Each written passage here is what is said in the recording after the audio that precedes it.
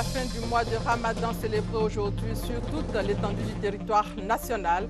La réconciliation, la paix et la cohésion sociale au centre des prières dans les mosquées.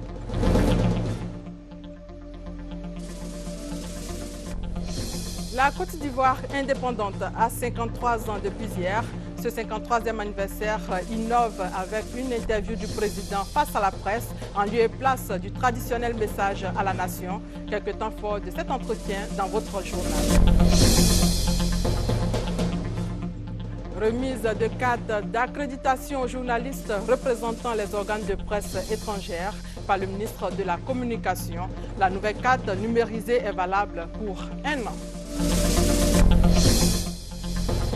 Bienvenue et bonne fête à toutes et à tous. Les musulmans célèbrent ce jour la fête de l'Aïd el-Fitr sur toute l'étendue du territoire national. L'événement a été marqué par des prières pour la paix en Côte d'Ivoire. La cérémonie officielle de la fête de Ramadan s'est déroulée à la mosquée de la Riviera Golfe en présence du chef de l'État Alassane Ouattara. Notre reporter Ali Djarasouba a prié à la mosquée de la Riviera Golfe. Son compte rendu. Elle marque la fin de 30 jours de privation, de pénitence, 30 jours de recueillement spirituel. La prière de l'Aïd el-Fitr a été célébrée officiellement ce matin à la grande mosquée de la Riviera Golfe. L'imam principal de la mosquée, Mamadou Traoré, après avoir officié 2 unités de prière comme le veut la tradition islamique, a livré son sermon. Un message fait essentiellement d'exhortation aux fidèles à se conformer aux injonctions divines.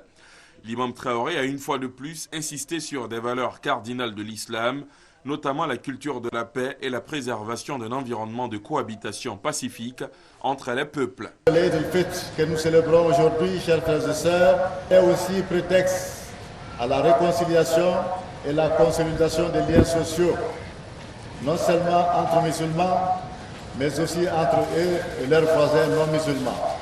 Cela se fait au cours des visites où l'on échange de vœux et partage le repas comme le recommande vivement le prophète sallallahu alayhi wa sallam en ce jour aux musulmans. Parmi les fidèles musulmans venus prendre part à cette prière de fin du Ramadan, le chef de l'État, le président Alassane Ouattara, naturellement en phase avec le message contenu dans le sermon du guide religieux. Je voudrais d'abord saluer l'imam Traoré et dire que bienheureux nous sommes tous avec la fin du jeûne du Ramadan et donc la fête, et dire que à l'occasion de cette prière, il a donné des bénédictions pour la paix dans notre pays, pour la concorde nationale, pour la réconciliation, et je voudrais l'en remercier et dire que c'est notre vœu à tous, notre souhait, que la Côte d'Ivoire nouvelle puisse bénéficier de ces prières et faire en sorte que l'évolution récente nous permette d'aller plus loin vers le rassemblement de tous les fils et toutes les filles de Côte d'Ivoire. En ce jour de l'Aïd el-Fitr, les musulmans expriment leur joie en l'honneur des nombreuses bénédictions qu'Allah leur a accordées pendant le mois béni de Ramadan. Ils se sont d'abord acquittés de la zakat el-Fitr, pour ainsi dire l'aumône légale purificatrice liée au mois de Ramadan, avant cette grande prière de l'Aïd. C'est aussi un jour de louange à Dieu. Voilà pourquoi les musulmans dans le monde entier ce jour-là récitent des invocations, évoquent la grandeur de leur Seigneur, Allah, dont la volonté alterne les choses au gré de sa volonté, dans les cieux comme sur la terre. Reportage signé Ali Djarasouba. Et la fin du mois de Ramadan a été également célébrée dans plusieurs autres communes dans un esprit de communion fraternelle. Quelques temps forts avec nos différents reporters sur place. C'est l'avenue 8 qui a servi de cadre pour la prière de fin de Ramadan dans la commune de Treichville. La prière s'est déroulée dans un esprit de communion fraternelle. Amisha François, maire et des Ivoiriens vivant en Allemagne ainsi que leurs familles ont prié avec les fidèles musulmans de Treichville. Après Treichville, cap sur Biétry, où le ministre Eladj Abdallah Albert Mabri-Toikeus a communié avec les fidèles musulmans du quartier. Ensemble, ils ont prié pour la consolidation de la paix en Côte d'Ivoire. À Adjamé, l'Aïd el-Fitr a été commémoré à la grande mosquée de Williamsville. La célébration a été l'occasion pour l'imam principal, par ailleurs président du COSIM d'Adjamé, d'exhorter les fidèles à un changement de comportement et de mentalité. Aussi leur demande-t-il de cultiver les vertus de paix, de pardon et de réconciliation. Des exhortations qui ont vu la participation du premier magistrat de la commune d'Adjamé, Youssouf Silla, venu communier avec ses administrés. C'est par une prière de 2 rakats, guidée par l'imam Salou Rachid, que les fidèles musulmans de la commune de Makori ont mis fin à un mois de jeûne et de pénitence. Occasion de célébrer l'Aïd el-Fitr. Les fidèles musulmans ont prié pour la paix et le développement de la nation. L'imam Rachid Salou, dans son sermon, a invité les fidèles musulmans à conserver les acquis du mois de Ramadan. Il exhorte les jeunes à se maintenir sur la bonne voie, la voie prônée par les 5 Corans et le prophète Mahomet. Des bénédictions ont mis fin à la prière de l'Aïd el-Fitr. Les musulmans de Bouaké ont célébré dans la ferveur religieuse l'Aïd el-Fitr. À la grande mosquée de Dougouba, l'imam Badiawari Touré a dirigé la prière constituée de 2 rakats. Dans son sermon, le guide religieux a invité les fidèles musulmans à continuer de respecter les vertus enseignées pendant le mois de jeûne. L'Aïd el-Fitr marque la fin de la période de jeûne musulman. Il arrive après 29 ou 30 jours de jeûne selon le croissant lunaire. C'était en présence des autorités administratives, politiques et religieuses de la ville. Une autre fête célébrée, mais hier, c'était le 53e anniversaire de l'indépendance de la Côte d'Ivoire. L'événement a été marqué par 2 temps forts. D'abord, premier temps fort, le volet militaire, avec le défilé des troupes. Le point avec Jérôme Kofi Aboulé. C'est sous une escorte motorisée que le président de la République, Alassane Ouattara, de son domicile, s'est rendu au palais présidentiel en vue du cérémonial marquant le 53e anniversaire de l'indépendance de la Côte d'Ivoire. Cette escorte motorisée comme une grande première depuis la session à la magistrature suprême du président Alassane Ouattara. Au palais présidentiel, tout a commencé par la prise d'armes, autrement dit, les honneurs militaires rendus au président de la République en tant que chef suprême des armées.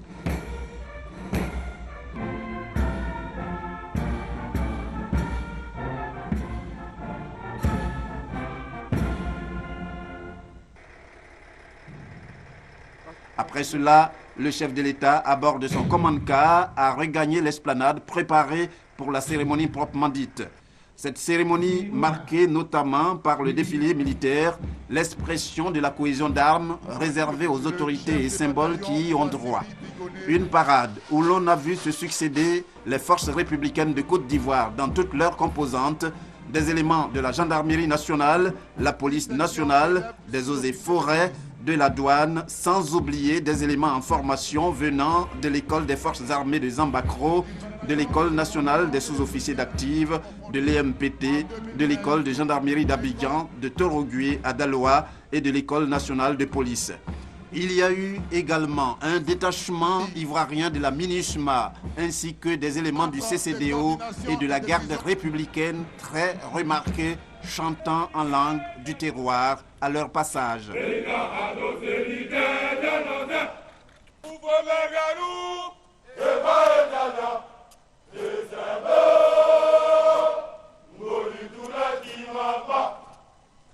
Et puis les forces spéciales avec toutes leurs particularités en 3 détachements, zone urbaine, forêt, zone pour combattre la criminalité, le terrorisme, en somme des soldats d'élite prêts à servir leur pays en tout temps et en tout lieu. Enfin, c'est avec la parade de 2 carrousels, un de l'escadron moto de la gendarmerie nationale, l'autre de la musique des forces armées ghanéennes que cette cérémonie militaire a pris fin.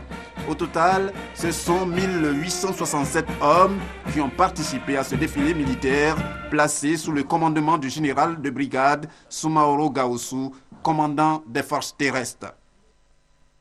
Et deuxième temps fort de la célébration du 53e anniversaire de l'indépendance de la Côte d'Ivoire, c'est la cérémonie de décoration avec Viviane Aïmé. La célébration nationale est comme chaque année une occasion privilégiée pour distinguer les valeureux fils et filles du pays. Cette année, ce sont 21 citoyens qui ont été décorés dans l'ordre national. Nous allons revivre la cérémonie de décoration avec Viviane Aïmé.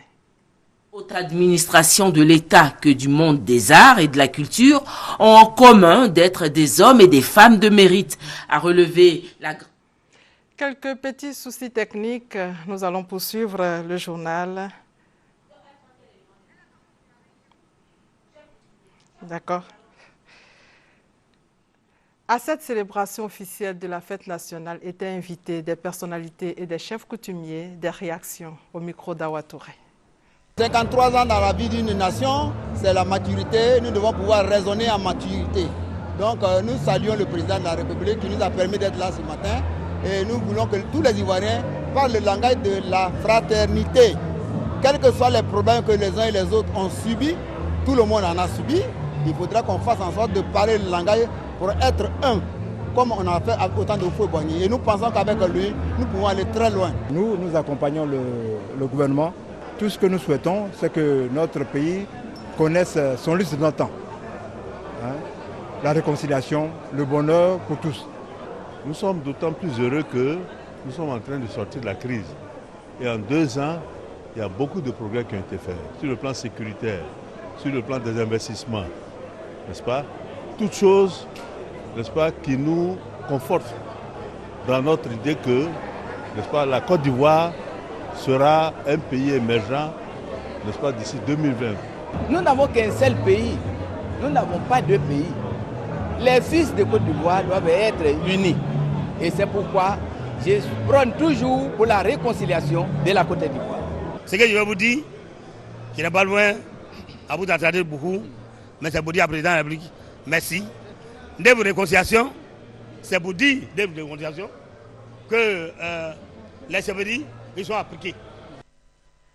Ces festivités du 53e anniversaire innovent avec une interview du président Alassane Ouattara face à 2 journalistes des médias publics en lieu et place du traditionnel message à la nation. Entre autres dossiers abordés, le président Alassane Ouattara s'est réjoui de la libération provisoire accordée à 14 personnalités pro-Gbagbo. Le président y voit un acte d'apaisement. Avec les journalistes, il a également parlé de la question de la nationalité et de l'armée et de la réforme du secteur de la sécurité. Regardez. Bien commencé, nous avons fait des progrès importants. Nous avons tenté de tenir compte des temps de service dans les grades. Nous avons essayé de tenir compte des comités de promotion au sein de la police, au sein de la gendarmerie, au sein de l'armée. Mais il a fallu intégrer 2 armées en réalité. Alors, ceci n'est pas une tâche facile. Et ceci gonfle les effectifs. Nous avions une armée d'à peu près 15 000 personnes. Aujourd'hui, nous avons une armée d'à peu près 27 000 personnes. Au niveau de la gendarmerie, les choses ont très peu bougé. Nous avions une gendarmerie d'à peu près 17 000 personnes, 15 à 17 000. Nous sommes encore dans ces eaux. Et la même chose pour la police. Mais en ce qui concerne les forces républicaines de Côte d'Ivoire, nous avons maintenant une colonne vertébrale dans l'armée. C'est-à-dire que nous avons un chef d'état-major respecté, accepté par tous. Nous avons des responsables de l'armée de terre, de l'armée de l'air, de la marine, et en dessous, et ainsi de suite, jusqu'aux brigades. Nous avons des régions militaires qui sont tenues. Nous avons développé la surveillance du territoire à l'ouest par des bataillons de sécurisation, à l'est également. Donc la Côte d'Ivoire est protégée. Elle est en sécurité grâce à sa police et à sa gendarmerie. Mais le travail de formation des militaires doit continuer et surtout leur donner un meilleur cadre de vie. C'est une réforme qui comprend pas seulement l'armée ou le ministère de la Défense, pas seulement le gouvernement, mais également tous ceux qui peuvent nous aider, les partenaires extérieurs, les bilatéraux, les Français, les Américains, l'ONU. Et nous avons un document cadre maintenant qui a été adopté et qui permettra de dire voilà, dans 5 ans, dans 10 ans, les effectifs que nous aurons dans notre armée. Voici dans 5-10 ans ce que nous allons dépenser comme armement pour notre armée. Je peux dire déjà sur les 3 ans à venir, selon ce document, c'est 1 milliard de dollars, c'est-à-dire 500 milliards de francs CFA que nous allons dépenser pour la police, la gendarmerie et l'armée pour les équipements. Il faut le rappeler, la Côte d'Ivoire, ancienne colonie française, a accédé à l'indépendance le 7 août 1960. Cela fait donc 53 ans que la Côte d'Ivoire est indépendante. Comment l'événement a été célébré dans certaines communes et à l'intérieur du pays? Suivez le compte-rendu de nos différents reporters.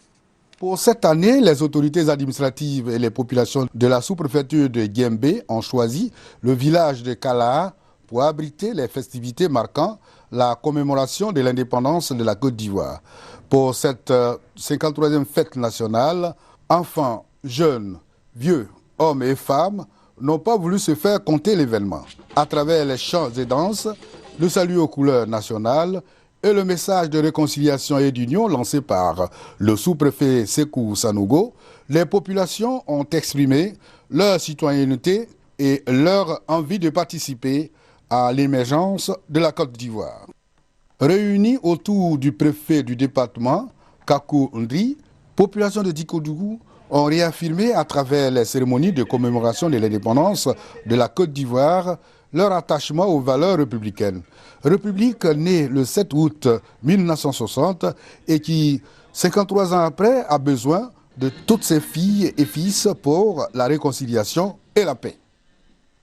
Kétékri Bonikro, c'est ce village de plus de 3000 âmes, situé à 3 km du département d'Atiguakro, qui a abrité les festivités marquant l'an 53 de l'indépendance de la Côte d'Ivoire, célébrées avec faste à Angonda, jeune sous-préfecture dans le département de Toumoudi. Kone Vakaba, sous-préfet d'Angonda, a exhorté à la cohésion, à l'union et à la solidarité pour le développement de cette localité et le progrès de ses populations. La participation massive des fils et cadres de tous les villages dépendants d'Angonda a laissé entrevoir la volonté des uns et des autres à relever tous les défis qui se posent à Angonda. Une localité qui veut être à tous les niveaux du développement au regard de ses nombreux acquis, l'une des déclinaisons de la Côte d'Ivoire émergente dans les 10 années à venir. C'est par la montée aux couleurs et un passage en revue des troupes qu'a démarré la célébration du 53e anniversaire de la Côte d'Ivoire indépendante à Grand Laou. Une célébration placée sous le signe de l'espoir, espoir d'une cité prospère et réconciliée. Le préfet Jean-Baptiste Kwame a saisi l'occasion pour exhorter la population venue de toutes les localités au renforcement de la cohésion sociale, à la culture de la paix et à l'union. Faisant le point des activités du gouvernement, le préfet a rappelé les efforts du président de la République qui ont facilité le retour de nombreux investisseurs, chose qui permet à la Côte d'Ivoire d'enregistrer un taux de croissance de 9,8. Jean-Baptiste Kwame a également félicité les acteurs du système éducatif de Grand Laou pour les meilleurs résultats enregistrés au cours de l'année scolaire. Message réitéré par le député maire Gajan, qui veut faire de Grand Laou un pôle économique de la région. Un défilé de toutes les couches socio-professionnelles a mis fin aux festivités.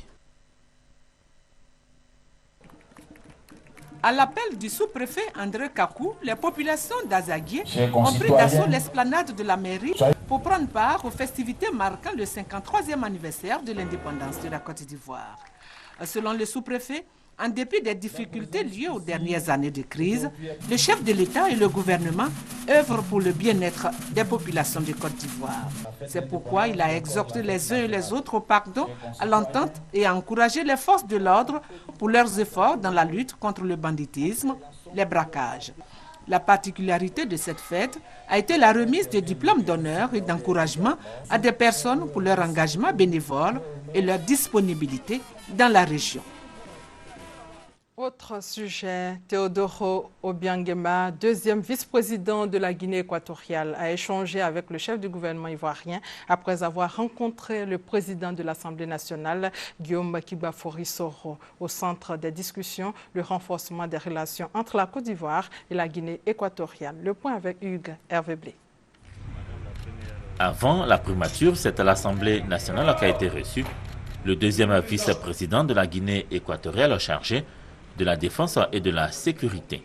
Le président de l'Assemblée nationale, Guillaume Soro, et son hôte, le deuxième vice-président, Théodoro Nguema Obiangema, ont eu un tête-à-tête avant de se rendre tous deux à la primature. Avec le premier ministre Daniel Kablan-Duncan, il a été question de la coopération entre la Côte d'Ivoire et la Guinée équatoriale, Le deuxième vice-président, Théodoro Nguema Obiang Mangue, a souhaité que la Côte d'Ivoire, pays de référence, retrouve sa place de choix dans l'échiquier mondial, ce qui évidemment pourrait bénéficier aux relations, aux échanges entre les deux pays. Nous savons que la Côte d'Ivoire est un pays qui a un très grand potentiel au niveau de l'agriculture, tout ce qui est cacao, etc. Donc nous cherchons d'essayer de faire qu'il y ait une relation au niveau des deux pays pour renforcer tous ces échanges au niveau des étudiants, pour qu'ils puissent venir se former ici en Côte d'Ivoire pour prendre l'expérience. Hein. Ici en Côte d'Ivoire, c'est un pays qui a énormément d'expérience sur tout ce qui est au niveau agricole. Et aussi nous, on peut aussi apporter aussi nos expériences au niveau du secteur pétrolier, du gaz, parce que vous savez, la Côte d'Ivoire aujourd'hui a fait des découvertes du pétrole et également du gaz, et nous aussi on peut aussi apporter quelque chose. Donc il faut ces échanges entre les deux États, de deux pays. On a beaucoup à s'apporter. Le deuxième vice-président de la Guinée équatoriale est arrivé à Abidjan dans le cadre des festivités des 53 ans de l'indépendance de la Côte d'Ivoire. Et cette rencontre entre Henri Konan-Bédié, président du PDCI-RDA, et Aïchatou Mendaoudou, représentante du secrétaire général de l'ONU en Côte d'Ivoire, au centre de la rencontre, le soutien de l'Organisation internationale pour une Côte d'Ivoire stable. Thérèse Tapé-Yoboué. Aïchatou Mendaoudou, représentante spéciale du secrétaire général des Nations Unies en Côte d'Ivoire, poursuit ses visites de courtoisie aux personnalités ivoiriennes, un mois après sa prise de fonction. C'est dans ce cadre qu'elle a échangé ce mardi avec le président du PDCI-RDA, Henri Konan-Bédié. Je suis juste venu me présenter au président, lui indiquer que j'ai pris fonction et lui indiquer aussi toute la disponibilité qui est la mienne à œuvrer pour accompagner la Côte d'Ivoire dans le retour à la paix et à la stabilité. Au cours de cette rencontre, le président du PDCI-RDA a exprimé ses remerciements au secrétaire général de l'ONU pour son rôle de sécurisation des Ivoiriens avant et après la crise post-électorale et son implication dans le processus de sortie des crises en Côte d'Ivoire. Aïchatou Mendaoudou n'est pas une étrangère en terre ivoirienne. Elle connaît en effet le pays pour y avoir effectué ses études. Et puis en image, la ministre de la Communication, Afoussiata Bamba Lamine, a remis aux journalistes représentant les organes de presse étrangères exerçant en Côte d'Ivoire leur carte d'accréditation. Une cérémonie a été organisée au cabinet de la ministre à cet effet. Elle a invité les journalistes de la presse étrangère à contribuer au renforcement de la cohésion sociale, à rechercher l'information juste et vraie. La nouvelle carte est valable pour un an. La ville de Nice, en France, va abriter dans un mois les Jeux de la francophonie. En visite officielle en Côte d'Ivoire, le directeur national des Jeux à Nice a eu une séance de travail avec le comité de candidature de la francophonie Côte d'Ivoire 2017. Le point avec Francis Boisfond. 7e édition des Jeux de la francophonie. L'événement va se dérouler à Nice, en France. 3000 participants, dont 185 Ivoiriens, sont attendus à ces compétitions sportives et culturelles. Le directeur général du Comité national des Jeux à Nice rassure sur les dispositions prises pour accueillir les athlètes ivoiriens. Nous avions réservé pour eux une résidence universitaire sur les collines niçoises et qui nous permettra d'accueillir les 185 membres de la délégation ivoirienne dans des conditions tout à fait idéales puisque ce seront des chambres individuelles. Nous avons aussi évoqué d'autres sujets comme l'acheminement des matériels des sportifs, mais aussi des œuvres d'art que les participants au concours culturel ont déjà envoyées en direction de Nice. Cette séance de travail à Abidjan avait également pour objectif de préparer l'organisation des Jeux en 2017 en Côte d'Ivoire. Ce que je note de positif, c'est que la direction des Jeux de Nice accepte donc d'accueillir au sein de son comité d'organisation une délégation ivoirienne pour faire l'expérience d'organisation de ces Jeux. Le président Alassane Ouattara est attendu à la 7e édition des Jeux de la francophonie, surtout à la cérémonie de clôture où la France passera le flambeau à la Côte d'Ivoire. Plus de 100 millions de francs CFA, c'est la valeur du don que la Banque africaine de développement, la BAD, vient d'offrir au ministère de la Salubrité urbaine et du développement durable. Ce don en nature, composé essentiellement de matériel de précollecte et d'assainissement, est destiné à rendre propres 16 communes de l'intérieur du pays. Francis Boifo. Il y a 2 mois, 16 maires des villes de l'intérieur de la Côte d'Ivoire n'avaient pas bénéficié du don de matériel de précollecte et d'assainissement du gouvernement à leurs collègues. Le ministère de tutelle leur avait fait la promesse de corriger cette injustice. Eh bien, ces choses faites. Le contingent pakistanais de l'ONUCI à Boaké embellit le rond-point central de Boaké. Objectif, donner un visage reluisant à ce carrefour central. Charles Tato. La commémoration de l'indépendance de la Côte d'Ivoire est prévue pour le 7 août prochain, mais déjà sur le terrain, on s'active pour donner une allure de fête aux villes et villages. À Boaké, le contingent pakistanais de l'ONUCI participe à sa manière à l'embellissement de la ville. Leur choix, le rond-point de la cathédrale de Boaké. Une activité qui s'inscrit dans les bonnes relations bilatérales entre la Côte d'Ivoire et le Pakistan. Nous avons pensé qu'on pouvait contribuer à l'embellissement de la ville. Ça a été une initiative du bataillon pakistanais qui a fait toute cette œuvre avec ses propres moyens, sans financement budgétaire de la part des Nations Unies. Les autorités locales présentes à la cérémonie d'inauguration de l'œuvre ont salué ce geste. Où nous sommes, c'est un sentiment de joie parce que ça rehausse la ville et ça donne un éclat particulier à notre ville. Et nous disons grand merci aux donateurs. Ils ont décidé d'embellir ce rond-point. Je pense que leur exemple sera suivi par d'autres. Le contingent pakistanais, très actif à Boaké, a promis entreprendre d'autres actions au bénéfice des populations. Bientôt, un colloque pour la promotion de la culture Senfo. Pour réussir ce rendez-vous culturel du mois de décembre prochain, une réflexion. Il s'agit de tracer les sillons de la promotion de la culture Senfo autour du thème « Que retenir de la culture Senfo pour un développement durable ?» Charles Tato, une fois encore, sollicité. La culture Senfo, l'un des plus riches patrimoines culturels du pays, se meurt à petit feu, faute de promotion et de vulgarisation.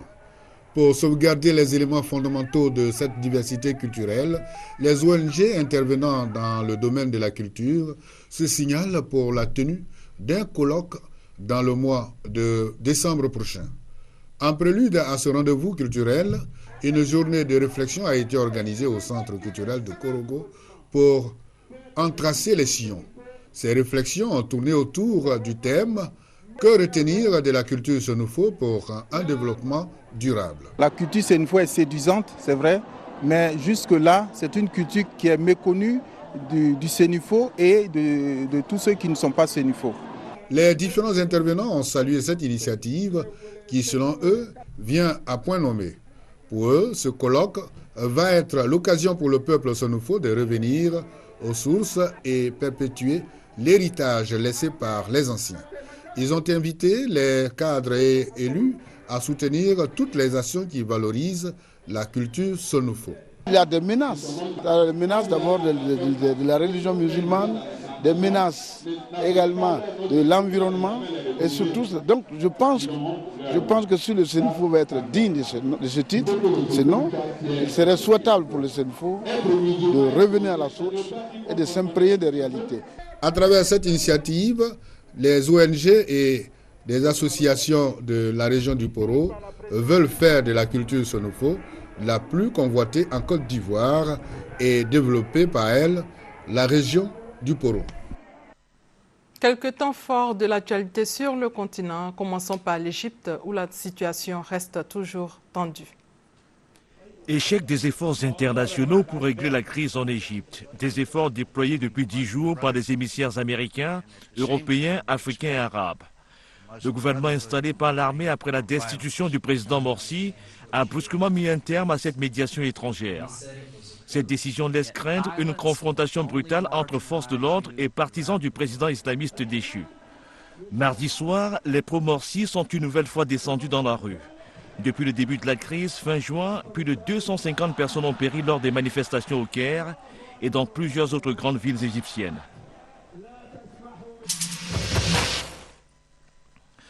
Le roi du Maroc tente de désamorcer la crise née de la grâce accordée à Daniel Galvan, condamné à 30 ans de prison pour pédophilie.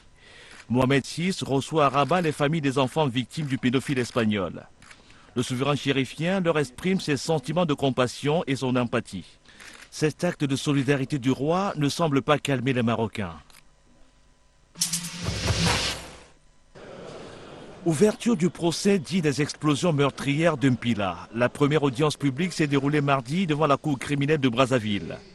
Au total, 23 militaires et 7 civils sont dans le box des accusés. Ces 30 Congolais sont jugés pour incendie volontaire et atteinte à la sûreté de l'État. L'affaire fait suite à l'explosion survenue le 4 mars 2012 dans le dépôt de munitions du camp des blindés de Mpila, un quartier de Brazzaville. Officiellement, l'explosion avait causé la mort de près de 300 personnes.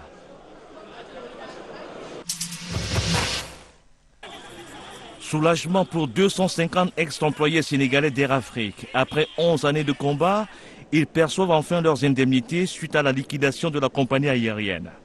Chacun a reçu du gouvernement sénégalais au moins 2 millions de francs CFA, un peu plus de 3 000 euros. Les autorités promettent d'indemniser dans les mois à venir plus de 450 autres travailleurs sénégalais de la défunte compagnie Air Afrique.